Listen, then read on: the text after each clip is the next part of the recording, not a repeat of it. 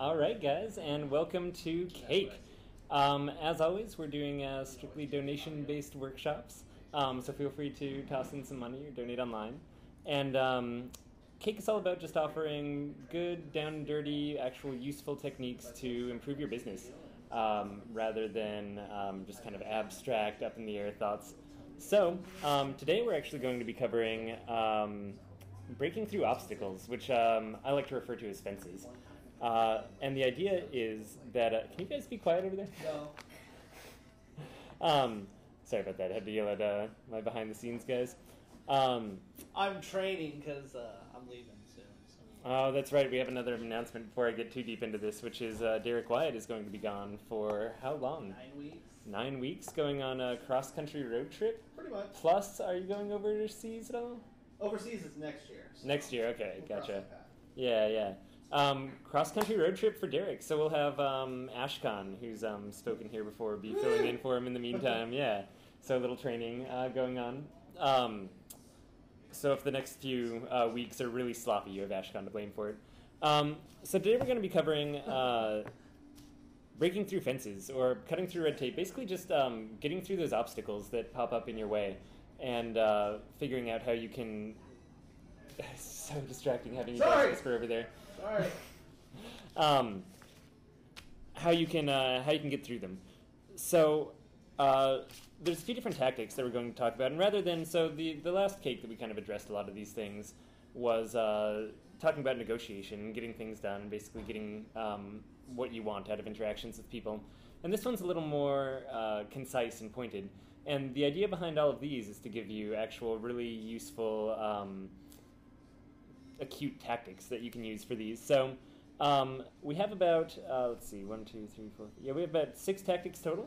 And today I'm just going to be spending time going through all of them, and then the worksheet's going to cover just 3 of those a little more in depth as well. So a couple of these we've already talked about, and I'm going to start with one that we have last time, which is just to get someone to do something small for you.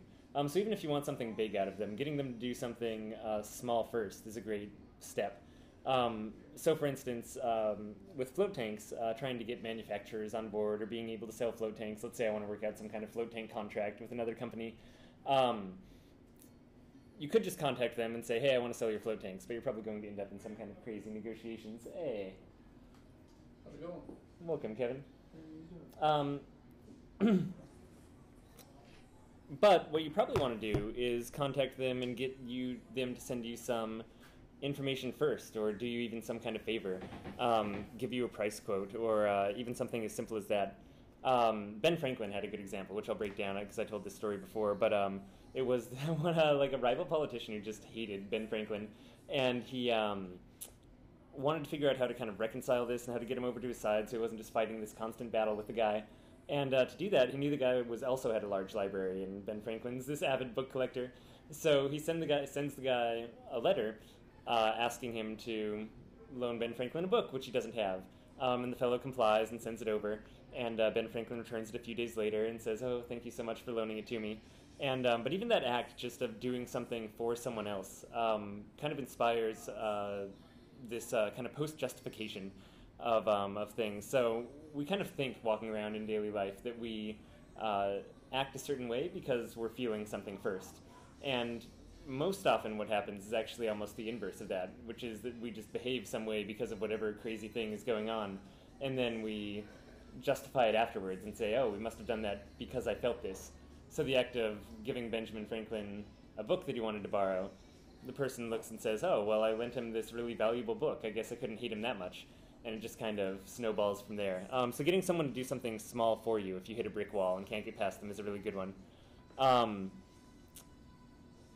Showing them that you're really committed, and this seems simple, but it's really easy to give up or to get discouraged early on, too. We call this breaking through the fence. So there's a lot of fence metaphors going on here, mainly just because this is a term that internally in Float-On we use to refer to any kind of unnecessary obstruction that pops up. And so this is what we call breaking through the fence, which is basically just do the work for them.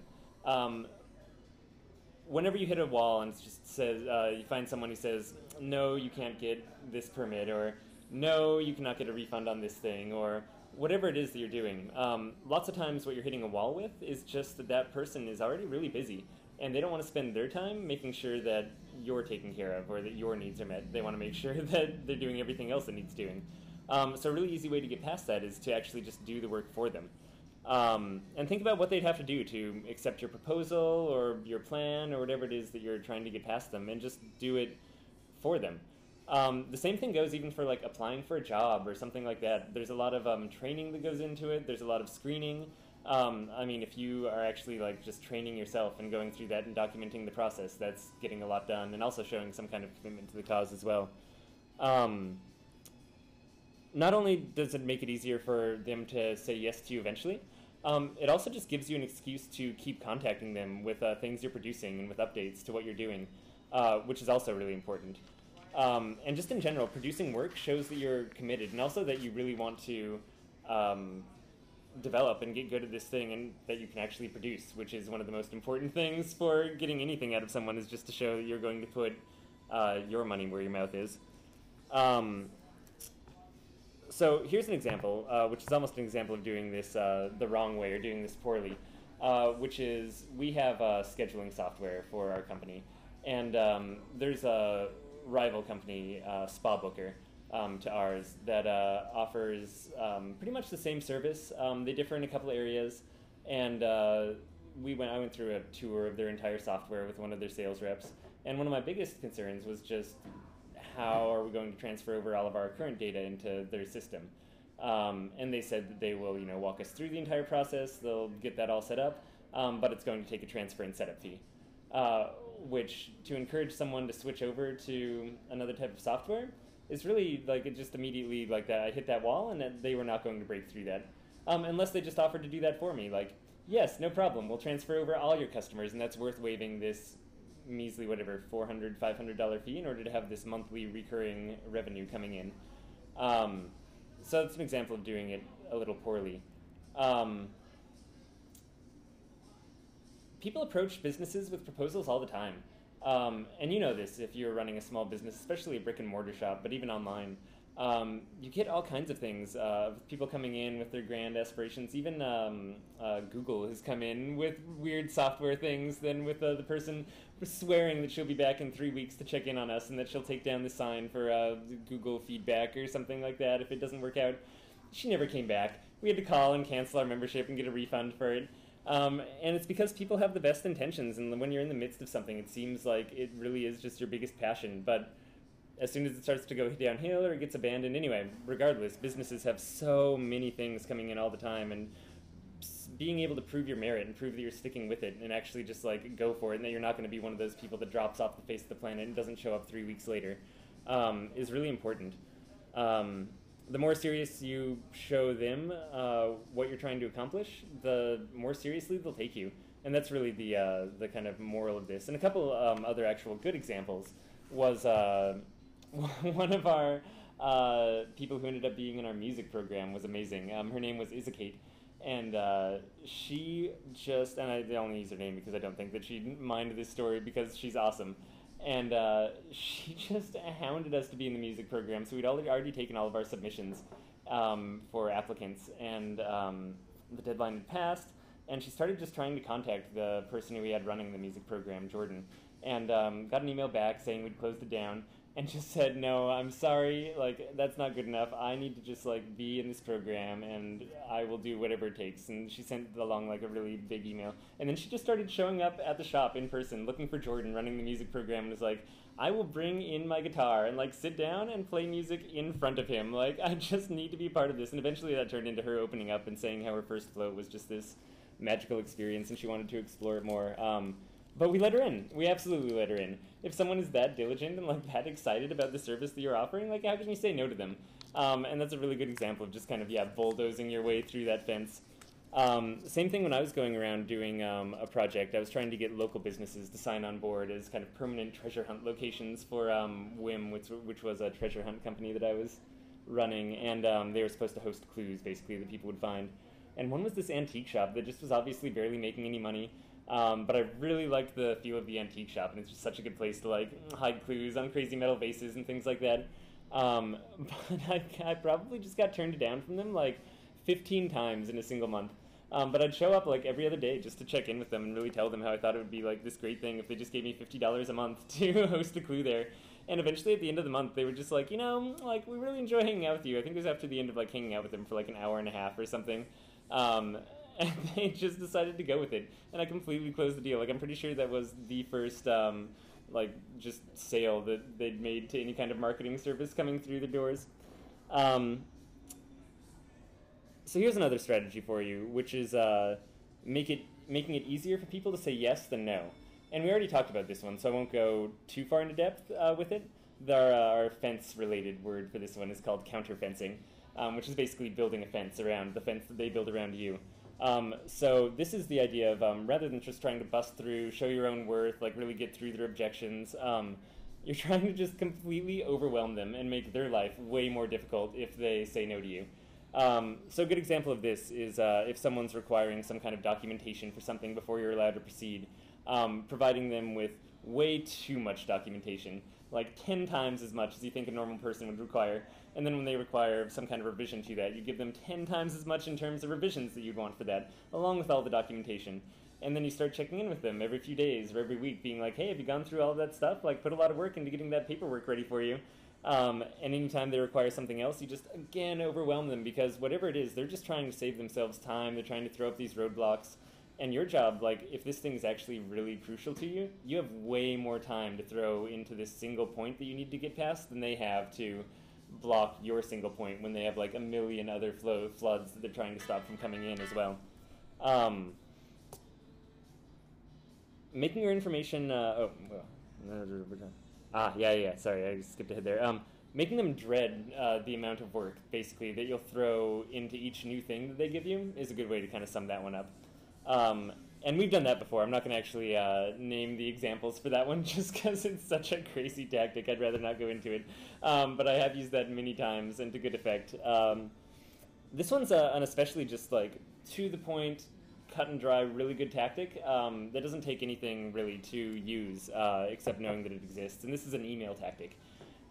This one's called the summary signature details tactic, which I found when I was mainly answering complaint emails, actually. But I realized it works for almost anything, which is there's kind of this duality of sending off an email, especially to someone you haven't talked to before, which is you have all of this exciting information and all of these details that you want to get across and go into. But you also have to respect their time. And so the general email philosophy is try to keep your email below like 2 or 3 sentences for kind of an introductory email, maybe 4 or 5, because you really don't want to like waste them and having to see this giant like 5 paragraphs that they have to read through and get daunted and just never read it at all. And, you know, it goes into the spam box. And so the general tactic that most businesses use, I think, is to send a little intro email with enough teaser that they send you back a question. And then you can kind of answer that question, give them a little more teaser, and kind of this slow reeling process. And so this is kind of a shortcut for that, which is to write out that quick little summary, like write out 3 sentences, just summing up exactly what it is that you're doing, and then sign your name. And then say, also below, I've included some more details if you're interested in reading. You know, feel free to not, like you can just totally ignore this and write me back, like I'm free to talk to you on the phone, whatever it is, as much of a disclaimer as you think, like, you know, the quality of the person you're emailing requires. But that way, they don't have to send that request for more information immediately. You kind of just like skip that interim step, and they're able to go right down to like, oh, that 3 to 4 sentences did actually entice me. I do want to learn more, and then like it's right there. They can just scan down. And I still recommend, even in combination with not including all of the details, right? You don't want like a 20-page project summary down there. Probably like another 2 or 3 paragraphs, but definitely allows you to sneak in a lot more convincing material, and you know, kind of grease those wheels a little earlier. Yeah, especially for apologies too, is a really good example of that. We've gotten complaints when there's construction noise from our float tanks, or just because the temperature was off for someone, because the average body temperature is slightly different, and some people get a little cold or a little hot in the tanks. And we find that just like the method for apologies is kind of the same one. It's like summary signature details, but it's kind of like apology signature justification, because no one likes when they're complaining about something and you're just trying to come up with all of these excuses or justifications because that's how something went down. What they really want is just to feel better and have it made right. And so you get to do that in the first part and then say, and also here's what happened. And I find that also that act of signing your name before you do the explanation kind of like attributes the top part to your name and the bottom part just to like the way things are, which is another nice kind of little mental hack that you get out of the entire thing too. Taking down, this one sounds really simple, but taking down names, times, and dates for all of your contacts is super important. And also just like allows you to grease those wheels once again really slickly. So amazing fodder for other emails and communication. Just makes you seem way more professional on top of it than if you say, oh, I emailed your department about a week ago and I was just wondering.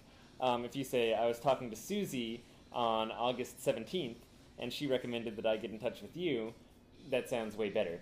Also, knowing the name of the person you're actually trying to contact. I've made this mistake so many times and still do sometimes. I just like call some company to like find out some order details and like sure enough, a week and a half later when the order hasn't come, I'm like wondering who the hell it was that I talked to and how I can get a hold of them, and I'm like, I called someone about a week and a half ago, he had kind of a gravelly sounding voice, and they're like, okay, it's not going to get anywhere. And then also, just down the road, if you keep hitting that brick wall and you really like can't get past it, being able to have a complete log of saying, I called this person every single day for 2 weeks and she never returned my phone call except this once, and then I called every single day for another week. And having that actual log that you can just then email out as kind of proof of how incompetent the other side has been is really useful. The last one that I'm going to go over is actually just probably the most useful thing that I've discovered recently, which Ashkan and I have actually like put to just incredible use calling around to find things out, and for a young business especially that's starting off not knowing things, incredibly important. So this involves the kind of fence that you hit when you're trying to get new information, or trying to figure out what it is you should order, trying to figure out who to talk to. You just seem like lost and confused and really don't know what's going on, because just taking the time to explain the mundane details of how an industry works is not what any employee really wants to spend their time doing. So you hit a lot of walls where they say, oh, well, just pick it out, or they'll even like give you kind of bad information or really simple information or not cater to it. So the best thing you can do is ask a lot of questions. But that starts annoying people. And then they want to get off the phone, and they start giving you shorter and shorter answers, and you just kind of hit this wall of like information block. So just starting off by apologizing, hugely helpful. And like the exact line that I find the most useful is, I'm about to ask you a lot of stupid questions and I'm really sorry.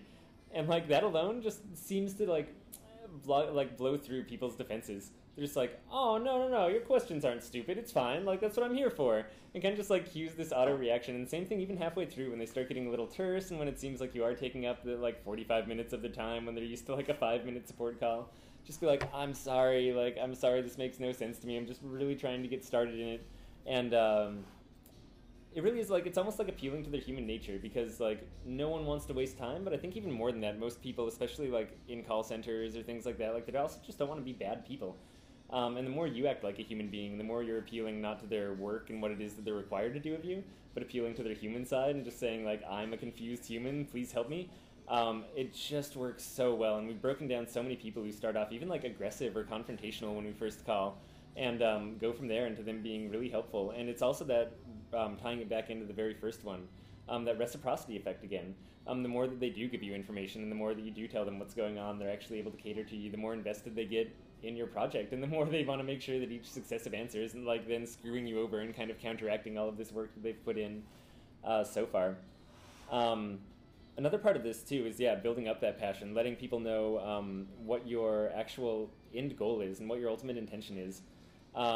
And that's also really useful, because a lot of times we get stuck in this kind of like certain way of thinking about things, and now we're calling some weird company to find widget A to fix, this other side problem of our initial thing, which is that we just need our thermostat to be replaced. And sometimes just telling people that you need your thermostat replaced will give a lot better answers than you ever thought of. And a lot of the walls that you're hitting are because you're trying to hit some weird custom thing and you don't actually understand the field, and you're trying to go in some direction like already from the get-go that was just completely wrong. And instead of that, having them provide the answer and you just provide the basic need is a really good way to get through that too. And you want to give them something back too, because you are trying to make them feel useful, and that's part of this tactic, is you want to give them gratification for having helped you. which is sort of really, like, in a sad way, hacking through just how our society is on a weird, almost depressing level, which is, like, the fact that we have to do a mental hack to, like, let people know this is an exchange and that they're helping you and you're grateful and they should feel good about it is silly. But just thanking people as well. Like, yeah, after every single answer, just if they give you, like, the slightest bit of useful information, be like, oh, my goodness. That little, I know that took you like 5 seconds to say, but that just saved me 12 hours of research. I had no idea that that was the case. Thank you so much. Just really makes them feel good about providing the next answers too. They're like, oh, like that 5 seconds actually saved someone 12 hours. Because when you're in a field, it's hard to forget that everyone also doesn't know everything that you do. And getting into that little like 5 seconds is really what you want from a lot of these.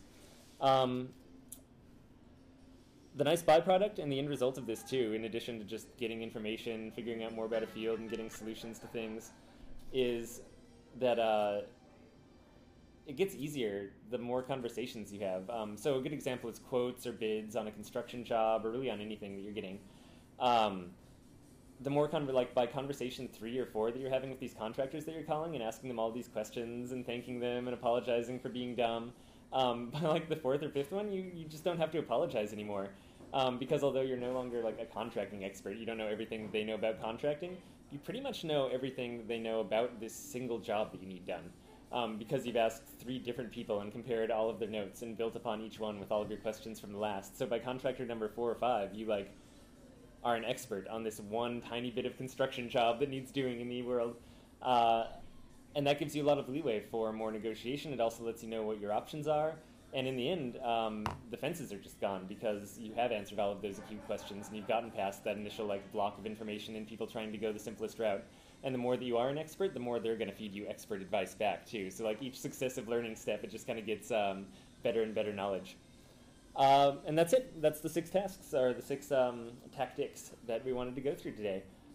So hopefully those are helpful. And once again, just to summarize them, getting people to do something small for you, showing people you're committed, just being diligent, working hard, getting as much work done for them ahead of time as possible. Making it easier for them to say yes than no, that's the counterfencing, the just overwhelming them with the amount of work that you're putting into it and making their job really hard. The summary signature details, just putting the summary of your email above your signature and everything else below. Taking down everyone's names, the times you talk to them, the dates you talk to them. And then lastly, just starting off conversations with, I'm sorry, I'm about to ask a lot of stupid questions, which once again is probably my favorite one. It's just, man, yeah, just use it. Just try it. It's amazing. It's amazing. And that's it for Cake this week. We're going to go into a little workshop section after this, which we won't be filming. So tune in next time to our online audience and to all of you guys watching the recording. I guess my facial hair will be even longer now than it is as you see it. What? Huh? Longer now? Longer now. Oh, longer in the future. No, longer now, yeah, for when I say it, because I'm saying it to them. They're watching it. Longer now? Right, they're now. They're now. The viewers now is not our now.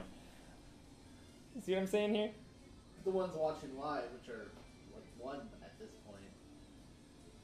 I'm really sorry about this. Derek just does not understand facial hair or time. So, okay, kill the feed. Kill the feed. Thanks.